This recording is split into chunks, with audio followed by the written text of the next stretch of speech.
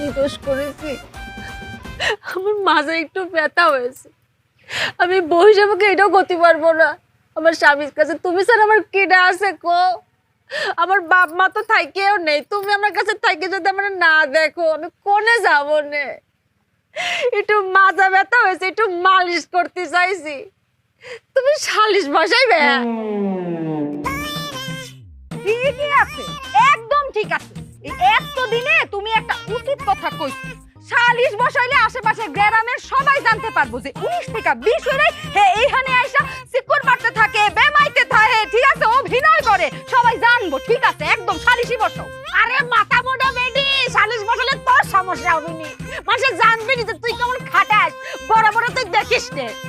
আরে বাবা রে, আমি সালিশের কথা কই নাই, আমি মালিশের কথা কইছি। মালিশ মালিশ মালিশ হইছে, বুঝছি।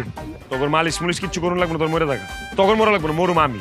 ঘরে যা, ঘরে যা, আমার একটু বিষ আইন না দে, আমি বিষ খেয়ে তারপর মরে থাকি, আমার কপালে বিষই আছে। যা যা। লজ্জা শরমের মাথা কি খাইছে? হ্যাঁ, বিয়ে করিস বুঝেছি, আর আমার সামনে তুমি কিস দিবে? ঘরে নিয়ে দাও। কোন বালা কইছে আমি কিস করুম? আমি কইছি আমার একটু বিষ আইন না দে, আমি বিষ খেয়ে মরুম। তুমি আমার জামাই, তোমার যেইখানে মন চায় তুমি আমার সেইখানেই কিস করতে পারো, কিন্তু হ্যাঁ আর একটু কষ্ট লাগবো না? চলো ঘরে চলো। আমি তো উডাই করলাম, বিয়ে করিস, বিয়ে দিয়ে দিছেন, ঘরে নিয়ে যে কিস করবে না কি করবে তোমার ব্যক্তিগত বিষয়, আমার সামনে করবে কে? আরে বাবা রে, আমি কিস চাই নাই, আমি বিষ চাইছি, বিষ খেয়ে মরে যাইতে চাইছি আমি।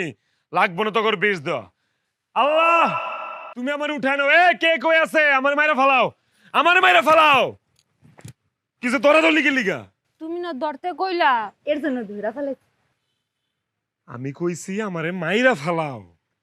এই জন্যই তো ধইরা